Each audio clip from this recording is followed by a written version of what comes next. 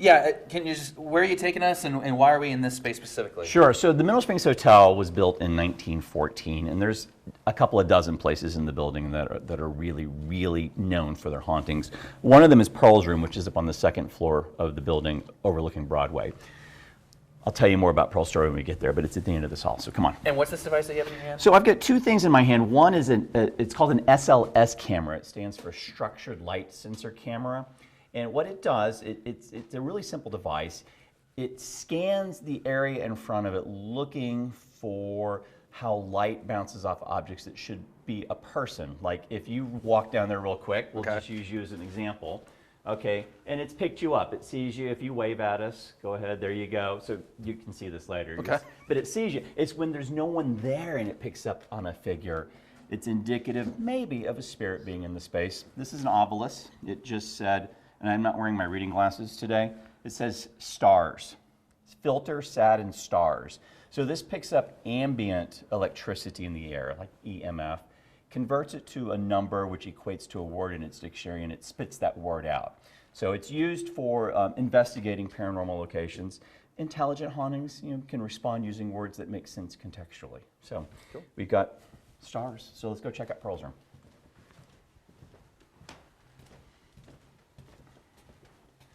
Hi, Pearl. I brought some friends today to come and see you. Are you here today?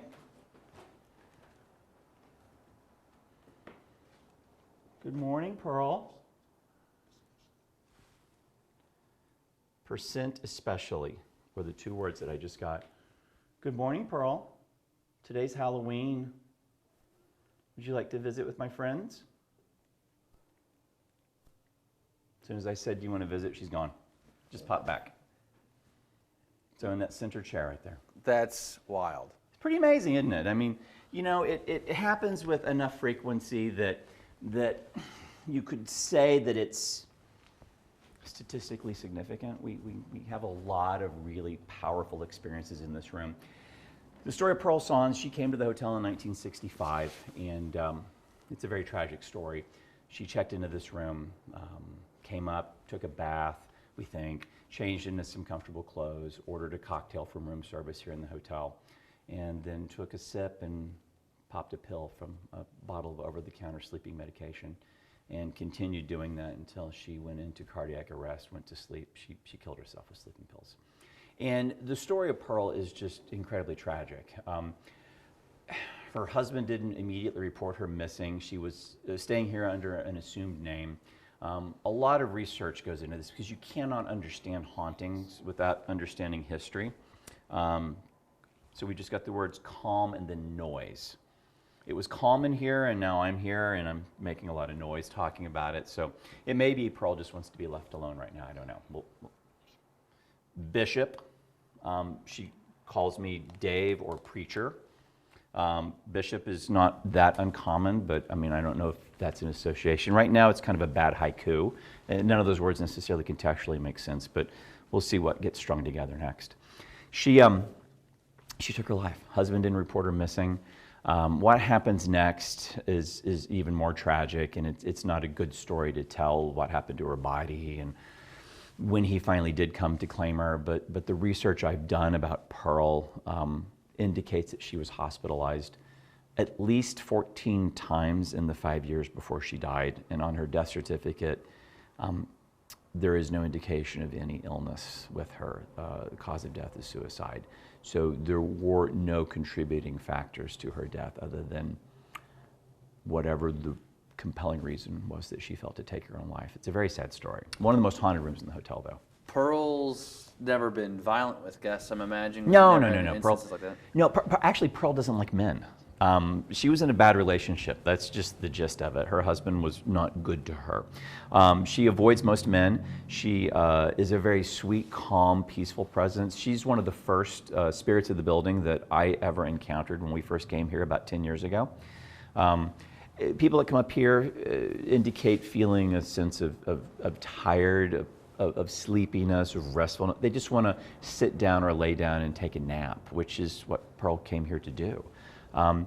The idea of an angry or mean, malevolent spirit, it's very uncommon. I know some of the TV shows that have come here, Ghost Adventures says, demonic spirit. That's not my experience. I believe that if you were a good, kind person in life, you're probably going to be a good, kind person in the afterlife. And, I don't like the spooky, scary side of this at all. This is much more of a spiritual thing as far as I'm concerned. Cool. No, I appreciate you sharing that. Anything else in this space that is of significance, or? No, not really. There's an angle to paranormal investigating and ghost hunting. I don't use the word ghost hunt because they're not ours to hunt. That I do like to elaborate on if I'm given the audience. So I can do that if you like. Yeah. I mean, one of the important things about investigating a place that has hauntings is understanding why they're there. And a lot of people are under the assumption that folks might haunt where they breathe their last. And that may very well be true, but I have a different way of looking at it. I think the place that you've never felt more alive. Who were you with? What were you doing when you had that moment of bliss in your life? And wouldn't that be the place and the people that you would want to be with in a very positive sense forever? So when you have folklore hauntings, things like Cassandra, the little girl that haunts the pool, she didn't die here. There's no record of a girl drowning in this pool. It did not happen. But she came here and she had the time of her life. And she was the belle of the ball. She was the queen of Mineral Springs for however long her family stayed here. And whenever she did die, 5, 10, 20, 50 years later, this was the place that she felt a connection to. And that's why she chooses to haunt here. She didn't die here. And I think that's important to understand. Hauntings are much less about death and much more about being alive. Perfect. That's odd that you asked that question. Fire. Yes. Yes. Ask me that question again. So did we have demolition here, or was this like a fire in this space? That is very odd that you asked me the question about a fire. Not many people know this story. You're standing right next to where one fire was lit. Really? There were 3 fires lit in this building in the 70s. Some would argue that it was probably to collect insurance. I don't know. I'm not a fraud investigator, so I don't really care. But the pool, where I'm going to take you next, was lit on fire. It was a beautiful white space. It's completely covered with char now and charcoal. It's black. There was a fire lit underneath a staircase in a hallway adjacent to the pool. And then there was a fire lit up here in Pearl's room. This one didn't really catch on fire, but you can sort of see the charred area here. 3 fires, allegedly all lit on the same time, same night, and I have never had anyone ask me that question in this space until now. I talk about it on tours, but you're the first person that picked up on it. Yeah, I know. I mean, it just kind of looked like it's been beaten up by a flame. It has. I mean, the building, the thing about the Mineral Springs Hotel is it was built in 1913 and opened in 1914, and it did function as a wonderful a hotel here in Alton. This was the center of everything going on in Alton for decades. But when you look at the history of our country, going into the post-World War II period and industry leaving Alton, the interstate commerce system and Route 66 being devalued in how we travel, the invention of motels like Howard Johnson's and Ramada over a hotel like this, people's travel habits changed. And as Alton began to, I'm not going to say disintegrate, but less people came here and more people began to leave the Riverbend area, for the suburbs. The town fell on hard times and the building fell on hard times, and it was abandoned, essentially, condemned really in 1970, and it set most of the 70s completely abandoned. And a lot of bad things happened here. People broke in the building and squatted. I mean, it was known for harboring some bad actors in this community for about 10 years, and their activities contribute to the hauntings here too. When did you take it over? I don't own the building. I moved here in 2014.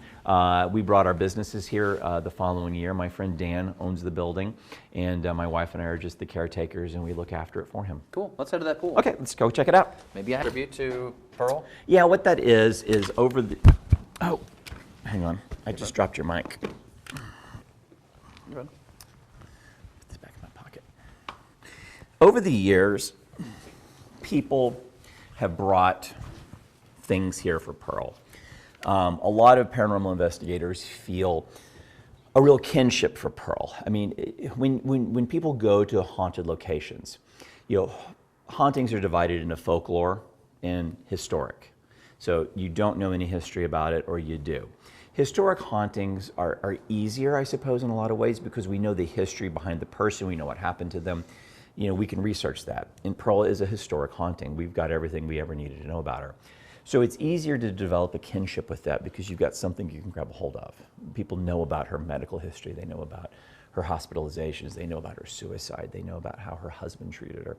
Folklore hauntings, maybe someone who passed away in the building in 1975 who was unhomed. It's hard to really have an association with that. This thing's just going nuts. I can't even see what it says. Gag, Roseline, and Guy. Or Rosalind probably is the name, not Roseline, that's Rosalind. I don't know what that means. I just mentioned someone who died in the building, and we wouldn't know their name, and it sped out Rosalind and Gag. So maybe there was, who knows? It's not That's like freaky. It's not like there was someone named Rosalind who died downstairs, but it said that right when we were talking about that. So, what does that mean? This is We just don't know. feeling very real here. Well, it is. Let's go down. They just feel a kinship with her, and that's all that is. Every room up here has a story, something. I mean, this is a totally separate haunting in this room than what we get over there. And it's not like each room, like the room in between, nothing goes on in that room that I've ever discovered. Occasionally we get some activity over here, but it's not enough to say this room now has a title, because it just doesn't. Those are the two most common haunted areas up here. But the building is crazy. It's 97,000 square feet, and we could go down to the sub-basement that the building was built on, and it's a totally different vibe down there, much darker. And there's no desire to modify any of this up here, right? Not currently, there's not. I mean, There's no structural danger. when you're ready. So where I'm going to take you next is down to the pool, which is in the basement of the building.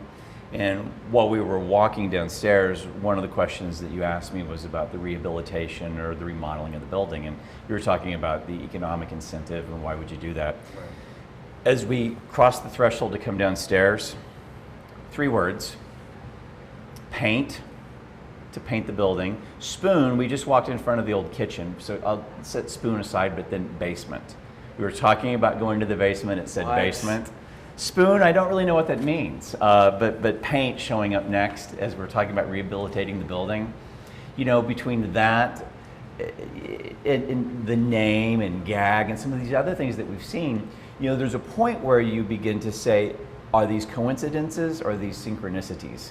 And why are they happening? I almost wonder if they're programmed in there to appear when we go in through the building. I wish that they were, because I would say, okay, this is all a joke, and sorry, but it's not. We don't have control over these things, and to me, it's very validating. I can't explain it. I can't. I know I have my own theology, my own personal beliefs about what hauntings are or not. I tend to default to the good side of things. Sure. But this is just. It feels more than coincidence. Yeah, it does. So let's go check out the pool, but we had to stop and I had to show you that.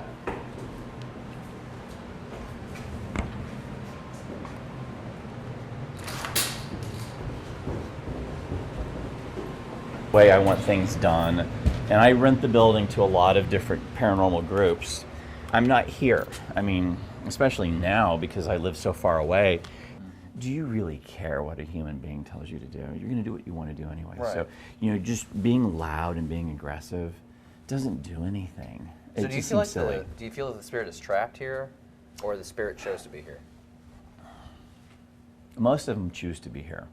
Some of them are trapped here. And we're going, once again, you don't even know what we're getting ready to walk into, but the one place that spirits are trapped in the building is here.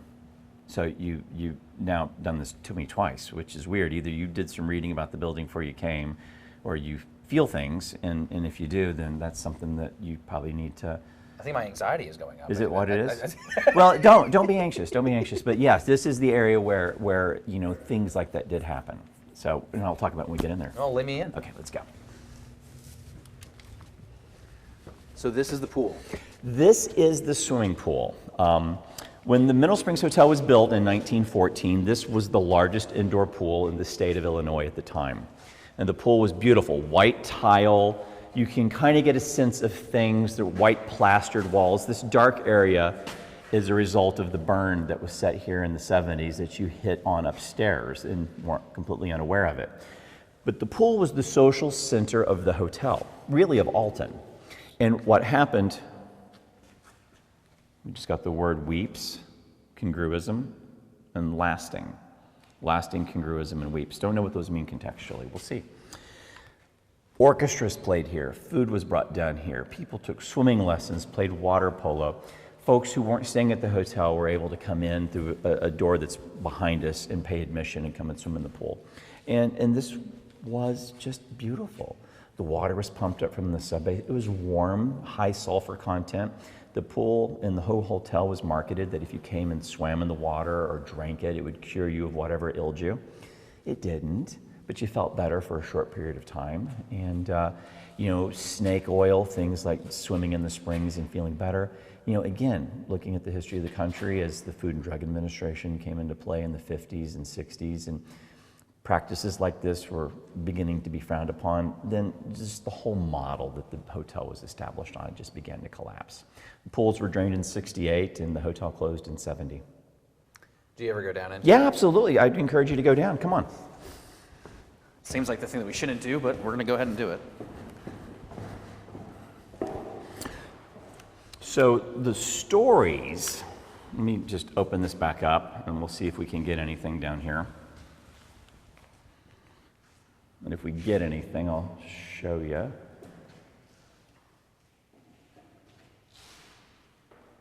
Nothing in these chairs at all. Nothing. And are these just here for the tour? These are just here for the, there we go. There's something going on right there. It's in the third, there's two of them. Two beside each other in those two chairs, just one. So who knows? So earlier we asked who was here with us, and we got the word weeps. Now they're gone. So is that a spirit? Is it a light anomaly? We just don't know. We honestly don't know. But there's two stories about the pool. One is the story of Clarence Blair. Clarence Blair, he came here, he was 21 years old. This was the early 20th century, 1916. The hotel had only been open for a few years. He came here on a Sunday morning to take swimming lessons. That's why he was here.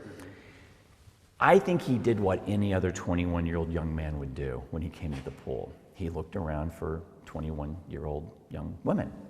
He was, proud. He probably didn't want to acknowledge he didn't know how to swim. I mean, that would be an admission of weakness. And these are different times than 2023.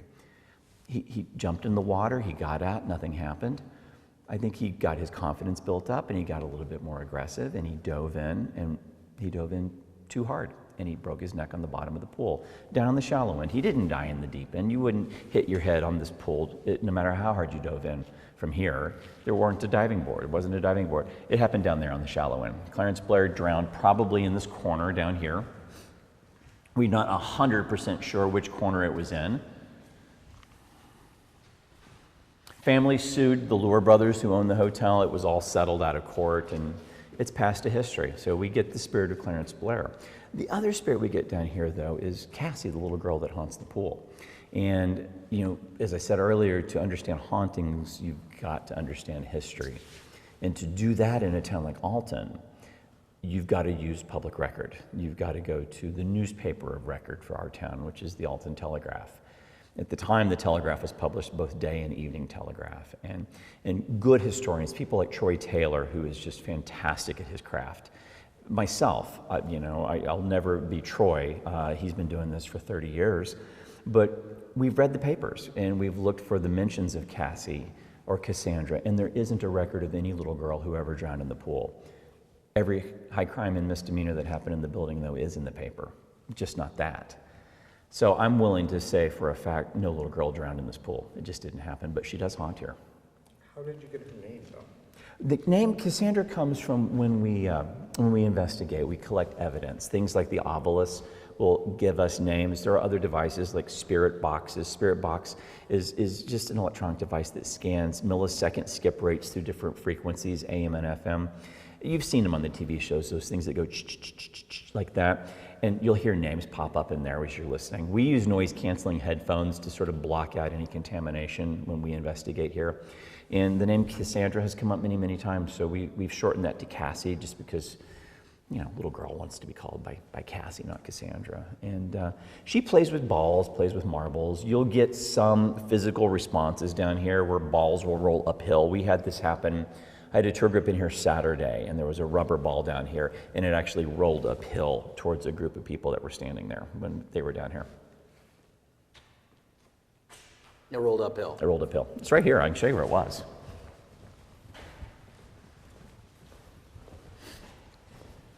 It's this ball. That's the drain that provides the water for the pool. I had about 50 people down here Saturday. It was a tour group organized out of Central Illinois. And this ball was moving erratically on the floor. And folks noticed it. I didn't even see it because I was busy talking. And the ball went like up here. And it turned this way. And then it stopped.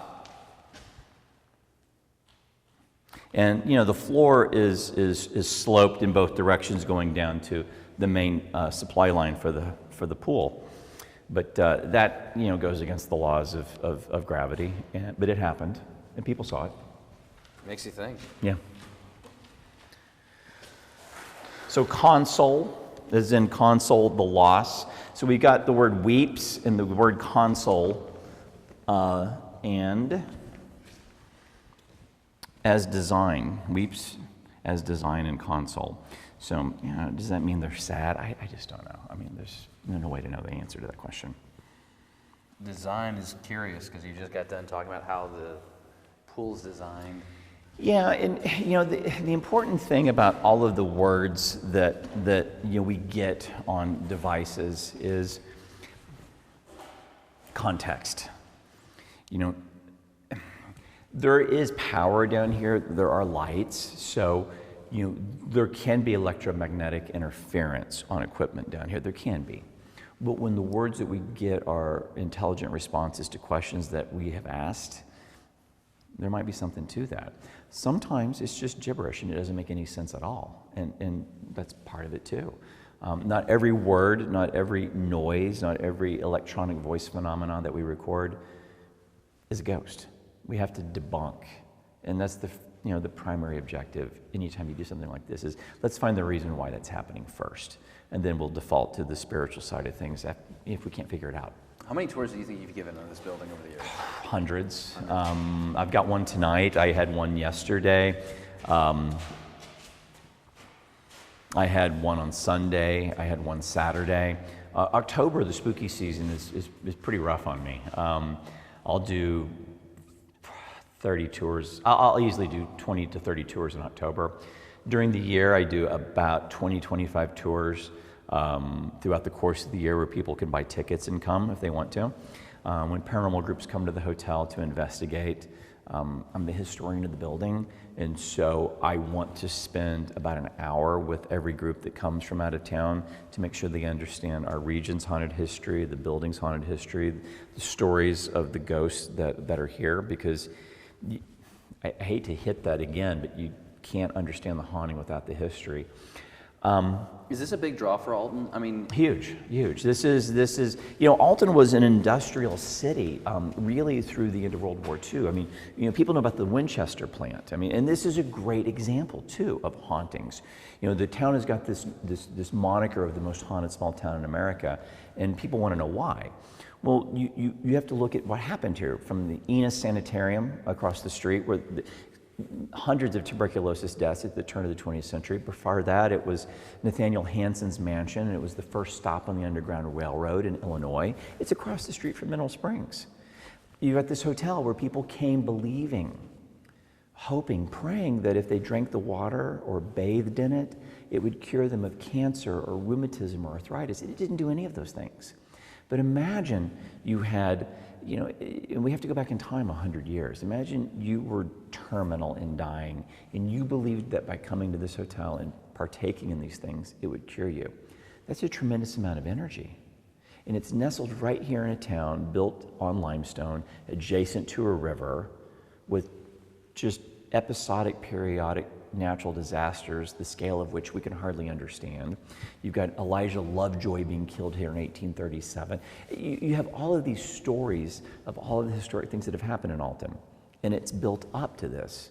Now, look at the Winchester, now Olin, over in East Alton. That plant made all of the rounds for the M1 Garand in World War II. 8 billion bullets were made there.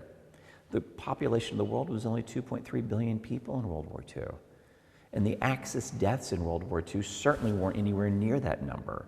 And the vast majority of people who were killed in the war weren't killed by the M1 Garand. They made enough bullets to kill everyone on the planet 4 times.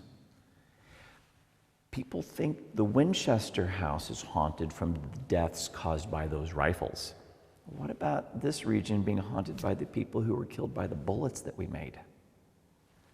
It's just an amazing, amazing place. So Alton's changed, and it's a big, very viable and very critical part of our economy, paranormal tourism, and it's haunted 24 hours a day, 12 months out of the year. It's not just October.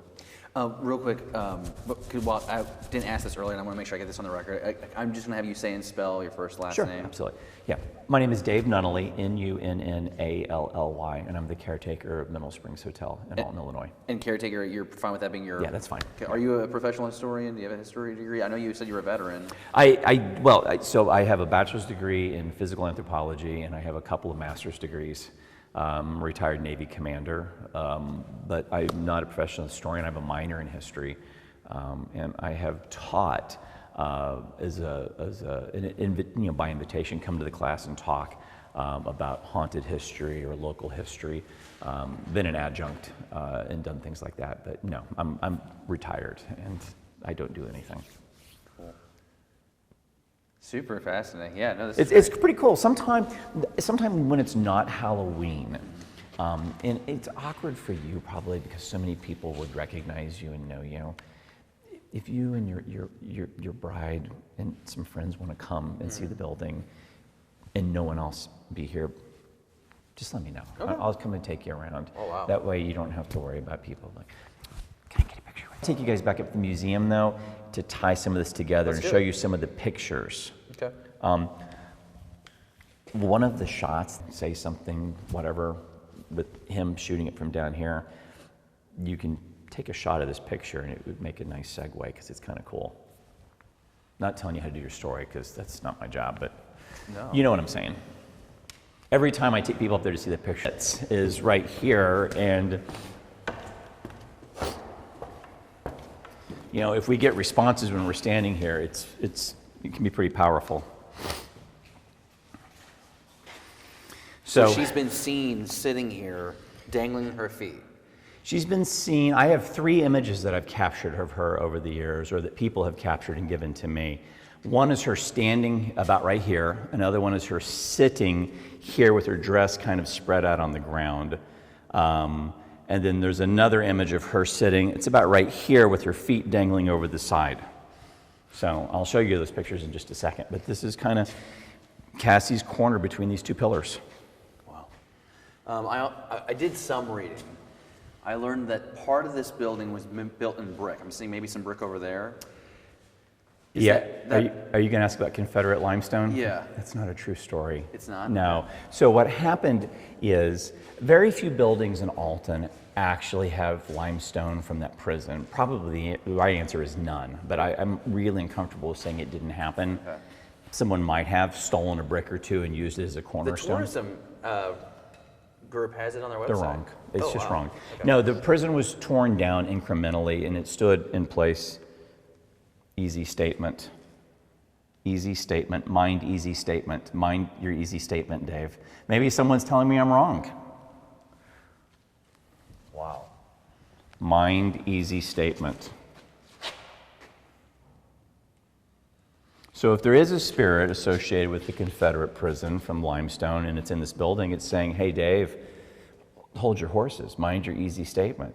My understanding, talking to Don Huber, who is our town historian extraordinaire, is that as the prison was torn down incrementally, most of the prison walls were ground into limestone gravel, and that was used to pave roads over in Missouri, but not here.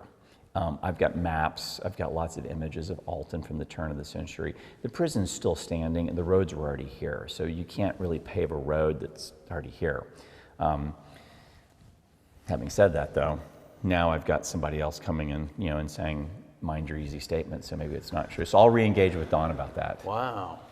Yeah, because I'm seeing I saw the brick over there, and I thought I saw a little back there, and I'll show you some limestone. I mean, there's some. You need me to put him in the frame? Okay. So we're standing where the girl Cassie has been said to sit, and you say you have a couple different photos. So I'm here, but are we seeing Cassie appear? Not right now, we're not. Cassie, do you want to come and say hi? I feel like we shouldn't be begging a spirit to join us. I feel like that's a dangerous thing to do. I think if you ask respectfully because we want to listen and learn from them and experience them, maybe they can give us a clue as to what happens on the other side. And I think sometimes the spirits are interested in helping us come to grips with our own mortality. So it's okay to ask. Commanding them is a different thing, though. I'd like to say hello to her. Cassie, would you like to come say hello? Can you come up here, honey?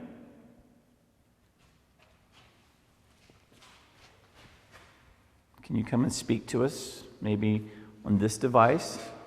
Can you share a word?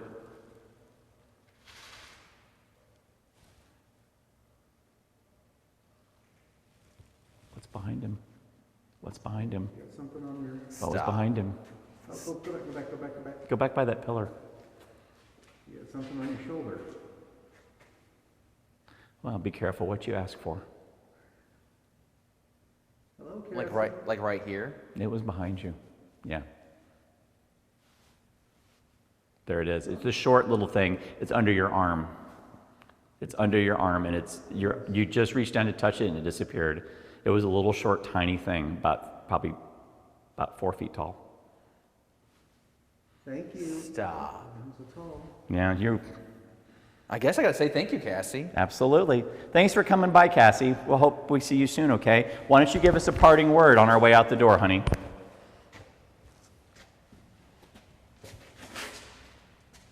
Please above my shoulder. Well, it right here, underneath you, right here. Literally. He's got it on camera. You'll That's see it. crazy. That's wild.